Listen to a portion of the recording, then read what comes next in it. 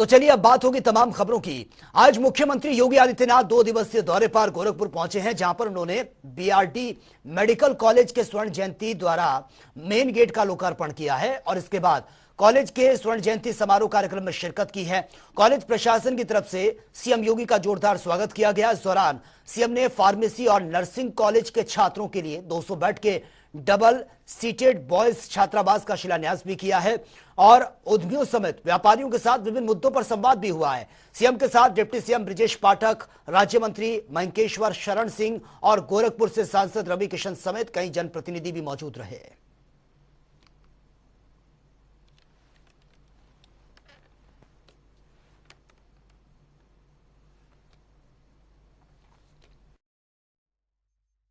1977-78 से लेकर के लगातार 2017 तक 40 वर्षों तक मौत का सिलसिला यहां पर इंसेफ्लाइटिस के माध्यम से होती रही।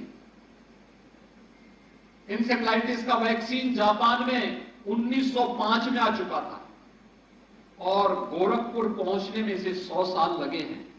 2005 में इंसेफ्लाइटिस का वैक्सीन गोरखपुर पहुंचा है, लेकिन कोरोना महामारी के दौरान वैक्सीन, स्वदेशी वैक्सीन, एक नहीं 2 वैक्सीन भारत को मात्र 9 महीने के अंदर प्राप्त हो चुके थे। यानी समय से लिए गए निर्णय, एक संवेदनशील व्यवहार और विशेषज्ञों की टीम के साथ संवाद का परिणाम किस रूप में सामने आ सकता है, यह कोरोना प्रबंधन हम सबके सामने देखने को मिलता है।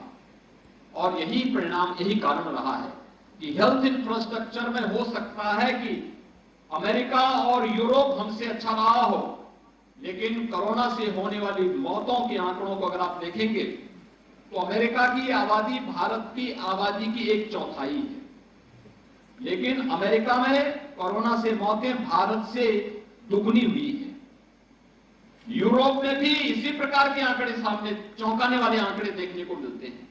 और इसलिए आप सभी इस फील्ड के विशेषज्ञ हैं, मैं आप सबसे इस बारे में कहना चाहूंगा, हमें कोरोना प्रबंधन से बहुत कुछ सीखने को मिलता है और हमें हमेशा इस बात को ध्यान में रखना होगा कि कौन से ऐसे पक्ष थे जो हमारे अच्छे थे, जो कोरोना प्रबंधन को भारत को दुनिया के अंदर एक मॉडल के रूप में प्रस्तुत करने में जिससे मदद मिली।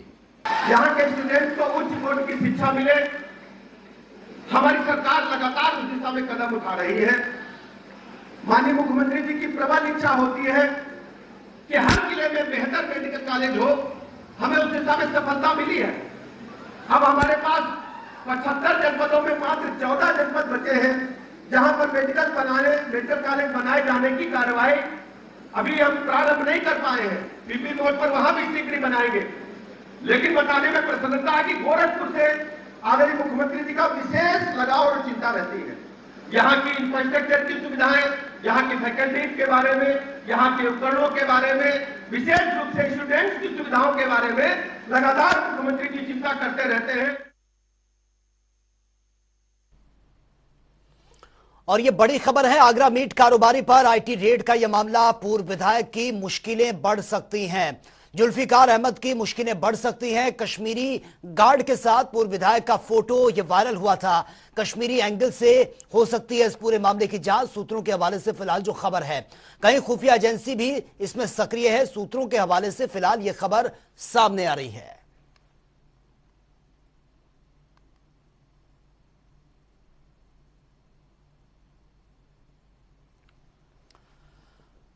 और वहीं जम्मू कश्मीर के उपराज्यपाल मनोज सिन्हा के पैतृक गांव में आयोजित श्रीमद् भगवत कथा कार्यक्रम में शामिल होंगे रक्षा मंत्री राजनाथ सिंह और कृषि शिक्षा मंत्री सूर्य प्रताप शाही। तो 8 नवंबर को शामिल होंगे। 8 नवंबर को यह कार्यक्रम है।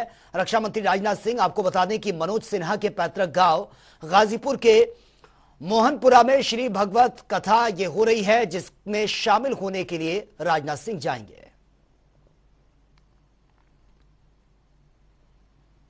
और वहीं हाथरस जिले में आयोजित मंडलीय युवा सम्मेलन में मुख्य अतिथि के रूप में शिक्षा मंत्री गुलाब देवी शामिल हुई हैं और गुलाब देवी ने कहा है कि माध्यमिक शिक्षा विभाग महानिदेशालय स्कूल के शिक्षा के अधीन आने पर दोनों ही शिक्षा विभाग और अच्छे तरीके से ये चलेंगे। दोनों विभाग पूरे नियंत्रण में रहेंगे। प्रधानमंत्री नरेंद्र मोदी के डिजिटल इंडिया अभियान पर उन्होंने कहा है कि हमारी हर जगह यह तैयारी चल रही है। काफी बड़ी संख्या में हमारे विद्यालय तैयार हैं। डिजिटल को लेकर जो कुछ जरूरत है वो सब कुछ मौजूद है। दोनों ही शिक्षा विभाग जो है हमारे बहुत अच्छी तरीके से चलेंगे, पूरे नियंत्रण में रहेंगे और सारी व्यवस्थाएं सुव्यवस्थित चलेंगी। ये जितना भी डिजिटल का है सारा सब चल रहा है हमारा। कोई भी बच्चा कहीं पर भी नकल नहीं कर सकता। सारी व्यवस्थाएं हमारी बिल्कुल एकदम दुरुस्त हैं। और वहीं केंद्रीय मंत्री संजीव बालियान गंगा मेले का उद्घाटन करने पहुंचे हैं। गंगा में दूध प्रभावित कर गंगा मेले की शुरुआत उन्होंने की है। इस दौरान बीजेपी के कई दिग्गज नेता पहुंचे हैं। मेले की शुरुआत के बाद संजीव बालियान ने गंगा की आरती भी उतारी है।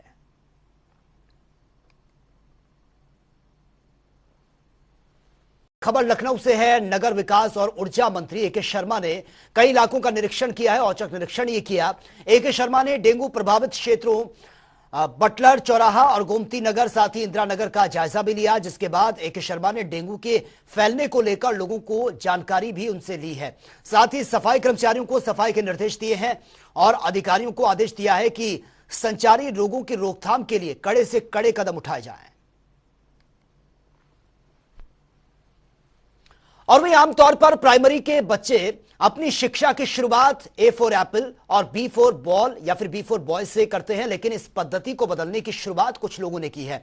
एक अधिवक्ता ने अमीनाबाद इंटर कॉलेज के प्रिंसिपल SL मिश्रा से एक नई वर्णमाला को अपने बच्चों को पढ़ाने की उन्होंने गुजारिश की है, जिसमें A for Arjun, B for Balram और Z तक वर्णमाला यह तैयार की गई है। फिलहाल इस मामले में अमीनाबाद इंटर कॉलेज के प्रिंसिपल SL मिश्रा का कहना है कि यह एक व्हाट्सएप ग्रुप पर किसी के द्वारा बनाई गई वर्णमाला थी, जिसे अभी तक ना तो किसी स्कूल में शुरू किया गया है। पर बच्चे A फॉर एप्पल और B फॉर बॉल से अंग्रेजी को जानने की शुरुआत करते हैं, लेकिन अमीनाबाद इंटर कॉलेज के प्रिंसिपल SL मिश्रा की तरफ से एक सोशल मीडिया पर दिया गया एक वक्तव्य, जिसमें कहा गया कि A फॉर अर्जुन और B फॉर बलराम को भी पढ़ा जा सकता है। इसके बाद सोशल मीडिया पर इसकी गहमा गहमी ज्यादा है, काफी चर्चा है इस बात को लेकर। हमारे साथ SL मिश्रा जी हैं, अमीनाबाद इंटर कॉलेज के प्रिंसिपल हैं। सर, क्या पूरी सच्चाई है और किस तरह से इस वर्णमाला को देखा जा रहा है? एक्चुअली मेरे पास कहीं से एक PDF फाइल आई थी, जिसमें जो अब इंग्लिश वर्णमाला है, जिसमें A for apple, B for ball, C for cat पढ़ाने की प्रक्रिया थोड़ा इतर उसमें जानकारी थी कि यदि A for Arjun, B for Balram, C for Chanakya इस तरह पढ़ाया जाए और उनके बारे में थोड़ा डिटेल भी दिया जाए, तो हमारे जो नौनिहाल हैं, नई पीढ़ी है, जिनको भारतीय संस्कृत के बारे में बहुत जानकारी नहीं है, तो उनको थोड़ा इसकी जानकारी मिलेगी। तो मैंने इसको कुछ लोगों को, अपने जो इष्ट मित्र हैं, जान पहचान वाले, उनको शेयर कर दिया था और वही शेयर करने के बाद वो आगे भी बढ़ता गया और इस तरह वायरल हो गया। कुछ ये भी चर्चा है कि आपके स्कूल में या आपके कॉलेज में इस तरह की पढ़ाई भी जा रही है बच्चों को? नहीं, ऐसा कुछ नहीं, बिल्कुल। न तो ऐसी भी किताबें छपी है। अव्वल तो मेरे कॉलेज में क्लास 6 से पढ़ाई स्टार्ट होती है, तो हमारे यहाँ तो कभी चल ही नहीं सकती किताब। और दूसरा भी न तो किताब छपी है, न कहीं इसका कोई किसी प्रकार का कोई प्रिंट आया है। केवल ये व्हाट्सएप पे ही चल रहा है, बाकी और कुछ नहीं। ये किसने शुरुआत की? कौन है इसके लेखक? किसने इस कॉन्सेप्ट पे काम किया? मेरे पास कई लोगों के द्वारा इसको भेजा गया था, तो वो क्रिएटिव लोग होंगे। और ओरिजिनेट कहाँ से हुआ, किसने इसको बनाया, मुझे जानकारी नहीं है। क्या कुछ प्रकाशकों ने इस पर दिलचस्पी दिखाई है कि इस तरह की वर्णमाला की शुरुआत की जाए, ऐसी किताबें छापी जाएं, जो बच्चे जो शुरुआत करते हैं अपनी जिंदगी की पढ़ाई की, उनके बीच में इस तरह की किताबों को ले जाया जाए? हाँ, मेरे फ्रेंड सर्किल में प्रकाशक भी हैं, प्रिंसिपल भी हैं, टीचर्स भी हैं, स्कूल मैनेजर भी हैं। वो सबको मैंने सेंड किया था, तो सबने अप्रिशिएट किया, सबको अच्छा लगा। प्रकाशकों के कहना, अगर कोई स्कूल वाला चलाना चाहेगा तो छाप भी देंगे। इस तरह की बात हुई है। बहुत शुक्रिया हमसे बात करने के लिए। देखिए, SL मिश्रा जी हैं, प्रिंसिपल हैं अमीनाबाद इंटर कॉलेज के, और इनका कहना है कि अभी फिलहाल इस तरह की कोई किताब छपी नहीं है और ना ही इसे अभी किसी प्रकाशक ने छापा है और ना ही किसी स्कूल में इस बात का चलन है। लेकिन इस कॉन्सेप्ट पे फिलहाल चर्चा जरूर है, और अगर कोई प्रकाशक अगर इसमें दिलचस्पी दिखाता है या फिर कोई स्कूल अगर दिलचस्पी दिखाता है, तो जरूर इस तरह की किताबों को सामने आना चाहिए। कैमरा पर्सन शिवम के साथ तौफीक किदवई, जनता टीवी, लखनऊ। और वही भीषण ठंड और कोहरे के दौरान उत्तर भारत में ट्रेनों के संचालन में रेलवे अभी तक लाचार है। हर साल सैकड़ों ट्रेनें रद्द कर दी जाती हैं और आपको बता दें कि आरडीएसओ के तमाम प्रयासों के बावजूद फॉग विजन डिवाइस को अमली जामा अब तक नहीं मिल सका है। करोड़ों खर्च करने के बाद भी फॉग पास डिवाइस ये बनाई गई, लेकिन वो 100% कारगर साबित नहीं हो रही है। वहीं रेलवे ने कोहरे की आशंका को देखते हुए उत्तर भारत की करीब 100 ट्रेनें कैंसिल करने की तैयारी शुरू कर दी है। इसके अलावा दर्जनों ट्रेनों के फेरों में कटौती भी की जाएगी, जबकि करीब कई ट्रेनों के रूट भी डाइवर्ट करने की बात सामने आ रही है। उधर आरडीएसओ द्वारा तैयार की गई कवच डिवाइस पूरी तरह से कारगर यह साबित हुई, लेकिन उत्तर भारत की लाइनों और स्टेशनों पर यह डिवाइस लगने में अभी कम से कम 2 साल और लगेंगे। सिस्टम जो अभी आज के डेट में लगा हुआ है वो है फॉग पास डिवाइस। जहां भी कोहरा पड़ता है हम ड्राइवर को ये फॉग पास डिवाइस देते हैं, जिससे ये पता चलता है कि कोई सिग्नल पास में आने वाला है, तो वो उसको देखकर जो है ठीक ढंग से ट्रेन को चला सकता है। ये तो आज के समय की टेक्नोलॉजी होगी, और फ्यूचर में एक नया टेक्नोलॉजी जो इस समस्या का पूरा समाधान कर देगा वो है कवच। ये टेक्नोलॉजी अभी साउथ सेंट्रल रेलवे में ट्राई की जा रही है, और शीघ्र ही इसे बाकी रूट्स पर जैसे वेस्टर्न रेलवे में और वेस्टर्न कॉरिडोर में और जो दिल्ली बॉम्बे के बीच में, दिल्ली और कलकत्ता के बीच में लगाने के लिए जो है टेंडर आमंत्रित किए गए हैं। इस टेक्नोलॉजी में सिग्नल जो हैं कैब के अंदर ही आ जाते हैं। जो भी एस्पेक्ट होगा वो सिग्नल का ट्रैक से उठाकर ड्राइवर के सामने में कैब में दिखा देते हैं। तो जब ये सिग्नल कैब में मिलने शुरू हो जाएंगे तो फॉग से कोई भी या कोहरे से जो सिग्नल देखने की समस्या है उसका तुरंत समाधान हो जाएगा। तो इस टेक्नोलॉजी को शीघ्र से शीघ्र जो है सर उत्तर भारत में कब तक उम्मीद है इसकी, कितने साल लगेंगे अभी? टेंडर अभी लगभग सभी, जैसे मैंने बताया, 2 कॉरिडोर में, दिल्ली बॉम्बे और दिल्ली कलकत्ता में, इसमें टेंडर जो हैं डिफरेंट रेलवेज ने अवार्ड कर दिए हैं। तो उम्मीद करते हैं कि इसे 1.5 से 2 साल में पूरा कर लिया जाएगा। रेलवे को जाड़े में ट्रेनों के संचालन में तमाम दिक्कतों का सामना करना पड़ता है, और ड्राइवर जब ट्रेन चलाते हैं तो कोहरे में उन्हें सामने दिखाई नहीं देता है, जिसके लिए उन्होंने फॉग पास डिवाइस का इस्तेमाल शुरू किया है। लेकिन ये डिवाइस बहुत कारगर नहीं है, जिससे जो है ड्राइवरों को पूरी स्थिति जो है क्लियर नहीं हो पाती है। इसके बाद रेलवे कवच डिवाइस ला रहा है जो पूरे रूप से कैब सिग्नलिंग का काम करेगी, और वो जो है कैब से ही सिग्नल देख सकेंगे और जाड़े कोहरे का कोई असर नहीं पड़ेगा। परंतु कवच आने में भी काफ़ी समय है, कम से कम 2 साल का वक्त बताया जा रहा है कि 2 साल लगेंगे। अभी देश के केवल 3000 किलोमीटर पर यह डिवाइस लगाई गई है, और जो है जैसे दिल्ली से हावड़ा रूट पर अभी ट्रेनों का संचालन सुगम हो जाएगा। लेकिन 2 साल के अंदर अभी जो तब तक रेलवे ट्रेनों को कैंसिलेशन का सिलसिला जारी रखेगा, और इस जाड़े में करीब 100 ट्रेनें कैंसिल की जाएंगी, जिसकी तैयारी हो चुकी है। कैमरामैन शिवम के साथ टीएन मिश्रा, जनता टीवी, लखनऊ। सर्दियां शुरू हो चुकी हैं, कोहरा भी अपना असर अब दिखाने लगा है, और ऐसे में ट्रेनों की रफ्तार, यात्रियों की सुरक्षा को लेकर प्रतिबद्ध रहने वाली भारतीय रेल के आगरा रेल डिवीजन ने कोहरे से निपटने के लिए तैयारियां शुरू कर दी हैं। कोहरे से कैसे निपटा जाए, ट्रेन की समय अवधि में कैसे संचालन हो, इसके लिए आगरा रेल मंडल में एक सेमिनार का आयोजन भी हो चुका है। बावजूद इसके ट्रेन है कि अभी से 6 से 8 घंटे देरी से चलनी शुरू हो चुकी है। देखिए, आगरा डिवीज़न का जो सेक्शन है आगरा से दिल्ली के बीच में, ये बहुत ही हैवी फॉग सेक्शन है। फिर भी हमारा प्रयास रहता है कि ट्रेनें टाइम से चलें और लेट ना हो। इसके लिए टेक्नोलॉजी इंप्रूवमेंट्स भी किए जा रहे हैं, और ऑपरेशनल लेवल पे भी पूरी कोशिश की जाती है कि डिलेज़ ना हो। टेक्नोलॉजी के स्तर पे अगर हम बात करें तो फॉग सेफ्टी डिवाइस लगाई जाती है, और जो लोको पायलट्स होते हैं उनको भी फॉग में चलाने के लिए स्पेशली ट्रेन किया जाता है, जिससे कि उनको लो विजिबिलिटी में भी सिग्नल एस्पेक्ट अच्छे से दिख जाए और ट्रेन लेट ना हो। और अगर आगे की बात करें तो कवच जैसी टेक्नोलॉजीज़ जो 2023 तक आगरा डिवीज़न में आने की उम्मीद है, उससे भी ट्रेन के डिले में विजिबिलिटी की वजह से जो दिक्कत आती है उससे छुटकारा मिलेगा। उत्तर भारत में सर्दी का सितम दिखाई देने लगा है। कोहरा भी अपना असर दिखा रहा है, जिसके चलते अभी से ट्रेनें 3 से 4 घंटे लेट होना शुरू हो गई हैं। हर साल रेलवे को इस कोहरे के चलते भारी परेशानी का सामना करना पड़ता है, जिसके चलते रेलवे की सांसें थम जाती हैं, पहिए जाम हो जाते हैं। अब रेलवे इस पहिए के चक्र को तोड़ना चाहता है। रेलवे एक ऐसी डिवाइस लेकर आ रहा है जिससे कोहरे में जो सांसें थम जाती हैं उन सांसों पर गति दी जा सके और यात्री अपने गंतव्य तक सही समय पर सुरक्षित पहुंच सकें।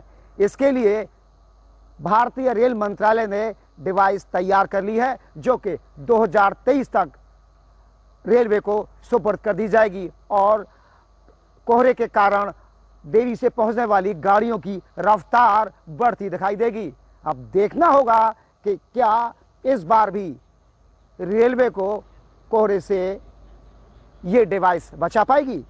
आगरा से प्रदीप रावत, जनता टीवी।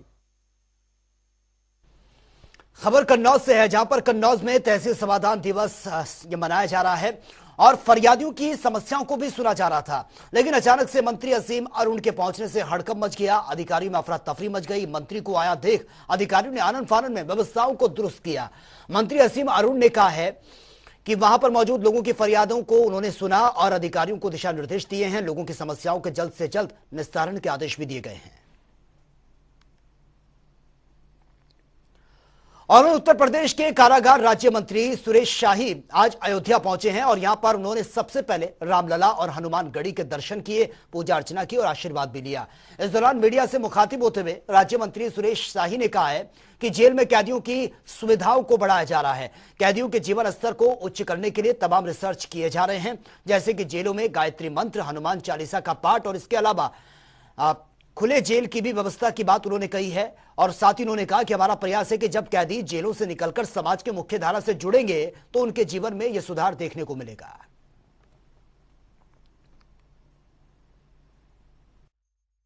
जैसा कि आप लोगों को शायद जानकारी हो, एक खुली जेल की व्यवस्था है और हमारी जेलें पहले से बहुत अच्छी हो गई हैं, बहुत सुधार हुआ है। अभी ऐसी कोई सूचना नहीं है कि मौतों की संख्या बढ़ रही है। अगर आपके पास कोई आंकड़ा हो तो मुझे बताइएगा। नहीं, ऐसी कोई बात तो है नहीं। अब कैदी तो बोलेगा, आप भी जानते हो। और वहीं उप मुख्यमंत्री केशव प्रसाद मौर्य आज लखनऊ से बदायूं के कारदाबाद गांव वो पहुंचे हैं, जहां पर उन्होंने बिलसी से विधायक हरीश शाक्या के पिता के 10वें संस्कार और श्रद्धांजलि सभा में शिरकत की है। तय समय से पहले ही पहुंचकर डिप्टी सीएम ने विधायक हरीश शाक्या के परिवार को सांत्वना देते हुए कहा कि इस दुख की घड़ी में पूरी पार्टी आपके साथ है। सभी गांव के वासी, समाज के, परिवार के जो अन्य सब लोग हैं, मैं सबको इस दुख की घड़ी में अपनी ओर से संवेदना प्रकट करता हूं। एक बार फिर से बाबूजी के चरणों में अपनी विनम्र श्रद्धांजलि अर्पित करके भगवान से प्रार्थना करता हूं कि उन्हें अपने श्री चरणों में स्थान दें और पूरे परिवार के सामने यह जो दुख का पहाड़ टूट पड़ा है, इस दुख को सहने की सबको शक्ति दे। यही भगवान से प्रार्थना करते हुए अपनी बात को विराम देता हूँ। और क्योंकि आज मैं जल्दी आया,